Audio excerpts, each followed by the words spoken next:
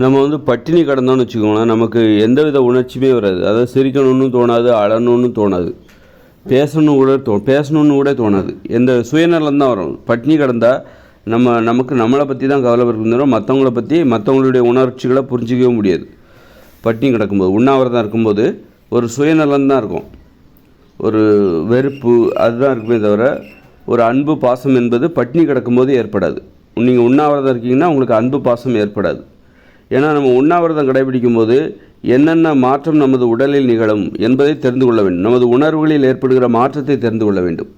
சிலர் உண்ணாவிரதம் இருக்கவே பயப்படுவாங்க, ஏன்னா ரொம்ப கோபம் வரும். ஏன்னா அந்த நேரத்தில் உங்களுக்கு அன்பு பாசம் எதுவுமே இருக்காது, வெறும் சுயநலன் மட்டும்தான் இருக்கும், வெறுப்பு இருக்கும். வெறுப்பு தான் மேலவங்க, அன்பு பாசம் மற்றவங்கள புரிஞ்சுக்கிற அந்த தன்மையே வராது உண்ணாவிரதத்தில் இருக்கும்போது. நம்மளை பற்றி ஒரு மரண பயத்தில் இருப்போம். ஏன்னா உண்ணாவிரதம் என்பது ஒரு மரண பயத்தை தரும். ஏன்னா அது நீடித்தா என்ன ஆகும்? இப்போ நம்ம உடம்புக்கு தெரியாது, நம்ம இறப்பைக்கு தெரியாது. சாப்பாடு நம்ம வந்து நாளைக்கு சாப்பிடுவோம் அப்படிங்கிறது அந்த இறப்பைக்கு தெரியாது. நம்ம இன்றைக்கி உண்ணாவிரதம் இருக்கோம், இப்படி அடுத்தடுத்த வேளை இன்றைக்கி சாப்பிடல, அதை பற்றி தான் யோசிக்கும் அது.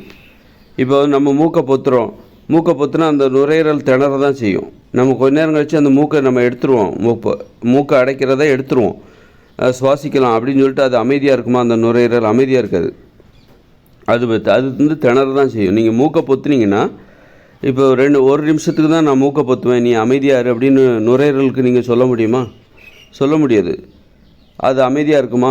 அமைதியாக இருக்குது, அது திணற தான் செய்யும். ஐயோ மூக்கை பொத்திட்டாரே அப்படின்னு சொல்லிட்டு திணற தான் செய்யும். அடுத்த நிமிஷம் நம்ம எடுத்துருவோம் அப்படிங்கிறது அதெல்லாம் அது ஏற்றுக்காது.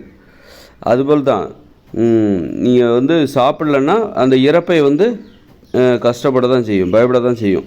ஐயோ இப்படியே இவர் சாப்பிடாமல் போனார்னா செத்து போய்டுவோமே அப்படின்னு தான் அது அப்படி பயப்படும். அதனால் உண்ணாவிரதம் இருக்கும்போது நமக்கு ஏற்படுகிறது என்பது ஒரு மரண பயம், ஒரு மரண பயம் என்பதை நான் புரிந்து கொள்ளணும். பட்டினியோடு இருக்கும்போது, பட்டினியோடு இருக்கும்போது நமக்கு ஏற்படுவது ஒரு மரண பயம்.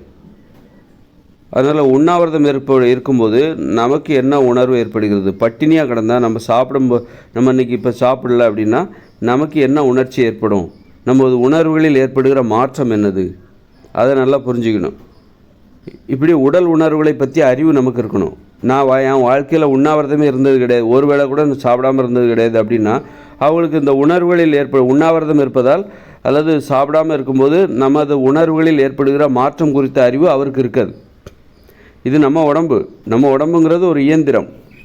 அப்போ அதுக்கு என்னென்ன குணாதிசயம் இருக்குது, அது எப்பப்போ எப்படியே மாறும் அப்படிங்கிறத நம்ம தெரிஞ்சுக்கணும். நீங்கள் சாப்பிட்றதுக்கு லேட் ஆச்சுனாலே, நீங்கள் ஒரு வேளை தவறாமல் சாப்பிட்டுட்ருக்கீங்க, வேலை தவறாமல் சாப்பிடக்கூடிய ஒரு ஆளாக இருந்தாலும் ஒரு நேரத்தில் சாப்பிட்றதுக்கு லேட் ஆகிடும்.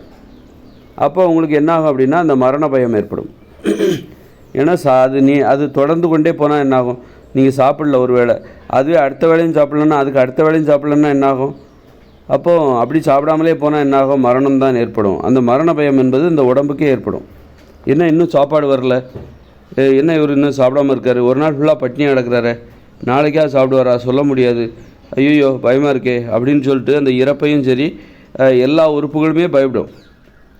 ஒரு மரண பயத்தை தான் அது உணரும்.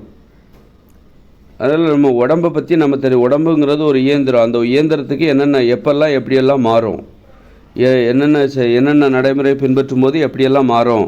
நல்லா சாப்பிட்டா அது எப்படி இருக்கும்? சாப்பிட்டா சந்தோஷமாக இருக்கும்.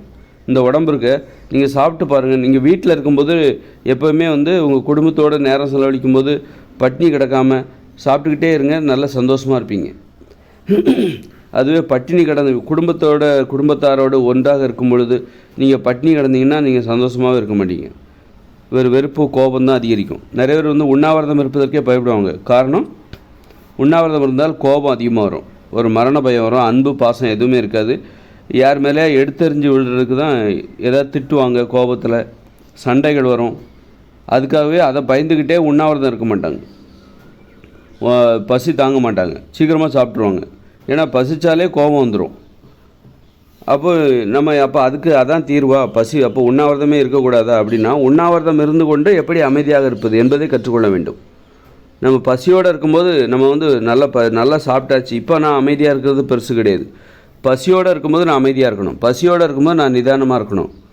ஒரு நாள் ஃபுல்லாக உண்ணாவிரதம் இருந்தாலும் எனக்கு ஏற்படுகிற கோபத்தையோ வெறுப்பையோ வெளியே மற்றவங்ககிட்ட காட்டக்கூடாது அப்படிங்கிற அந்த பக்குவம் நம்மக்கிட்ட இருக்கணும். அப்போ தான் அந்த உண்ணாவிரத்தை பார்த்து நம்ம பயப்பட மாட்டோம். உண்ணாவிரத்தை பார்த்து பயப்படுறதுக்கு காரணம் என்னென்னா, இந்த மாதிரி டென்ஷன் அதிகமாகும், கோபத்தில் மற்றவங்கள திட்டிடுவோம், அதுக்கு பயந்துக்கிட்டே அதுக்கு பதிலாக நம்மளை நாம் கட்டுப்படுத்திக்கணும். அதுக்காகவே நம்ம உண்ணாவிரதம் இருக்கணும். அதுக்காகவே உண்ணாவிரதம் இருந்து பழகினால் நம்ம வந்து கோவப்படாமல் அடிக்கடி உண்ணாவிரதம் இருக்கும்போது அந்த நிதானம் நமக்கு வந்துவிடும். உண்ணாவிரதம் இருப்பதால் ஏற்படுகிற என்னென்ன பிரச்சனைகள் இருக்குது, உண்ணாவிரதம் இருக்கும்போது இந்த மாதிரி கோபம் அதிகமாக வருது, சரி அப்போ இனிமேல் வந்து அந்த கோபத்தை எப்படி கட்டுப்படுத்துவது அப்படின்னு சொல்லிட்டு நம்ம பயிற்சி எடுத்தால், கிட்டத்தட்ட 1 வருஷமாச்சும் பயிற்சி எடுக்கணும். பயிற்சி எடுத்தால் உண்ணாவிரதம் இருந்தாலும் நாம் அமைதியாக நம்மால் இருக்க முடியும், நிதானமாக நம்மால் இருக்க முடியும். ஏன்னா அது ஒரு மரண பயம். உண்ணாவிரதம் என்பது பட்டினியாக கிடக்கும்போது நமக்கு ஏற்படுவது என்பது ஒரு மரண பயம். ஒரு மரண பயத்தில் கூட நாம் நிதானமாக பேச தெரிந்திருக்க வேண்டும், நிதானமாக பழக தெரிந்திருக்க வேண்டும், பிறரிடம் நிதானமாக அமைதியாக இருக்க தெரிந்திருக்க வேண்டும். பயந்துடக்கூடாது, நிதானம் இழந்து பொறுமை இழந்து கத்தக்கூடாது, திட்டக்கூடாது. அப்போ இந்த நம்ம உடம்புங்கிற ஒரு இயந்திரம், அந்த இயந்திரத்தோட குணாதிசயங்களை தெரிஞ்சுக்கணும். சாப்பிட்டா அந்த உடம்பு எப்படி இருக்கும், அதுவே சாப்பிடலன்னா பட்டினி கிடக்கும்போது இந்த உடம்பு எப்படி வேலை செய்யும், எப்படி இந்த மூளை சிந்திக்கும், எப்படி இந்த மனசு செயல்படும், இப்படி உடம்பை பற்றிய ஒரு அறிவு நமக்கு வேணும். அதுக்காக கண்டிப்பாக நீங்கள் உண்ணாவிரதம் அடிக்கடி வாய்ப்பு கிடைக்கிறப்பெல்லாம் உண்ணாவிரதம் இருந்து பாருங்கள். உங்கள் மனசு வந்து அமைதி அடையும், பக்குவம் அடையும், நிதானம் அடையும், பொறுமையை உணரும். இந்த மாதிரி உங்களை மாரி உங்கள் உணர்ச்சிகளை நீங்கள் கட்டுப்படுத்த முடியும். நீங்கள் உங்கள் உணர்ச்சியை நீங்கள் கட்டுப்படுத்தணும்னா உண்ணாவிரதம் இருந்து பழகுங்கள். உண்ணாவிரதம் இருந்து பழகும்போது, உண்ணாவிரதம் இருக்கும்போது நீங்கள் உங்கள் உணர்ச்சிகளை கட்டுப்படுத்துங்கள். உண்ணாவிரதம் இருக்கும்போது உங்களுக்கு கோபம் அதிகமாக வருமா, அந்த கோபத்தை கட்டுப்படுத்துங்க. அமைதியாக பேசுங்க, நிதானமாக இருங்க. அப்படி இருந்துட்டாலே உங்கள் உணர்ச்சிகளை நீங்கள் கட்டுப்படுத்தலாம். உண்ணாவிரதம் இருக்கவே உங்களால் முடியாது என்றால், ஒரு வேளை கூட என்னால் சாப்பிடாமல் இருக்க முடியாதுன்னா உங்களால் உணர்ச்சிகளை கட்டுப்படுத்தவே முடியாது.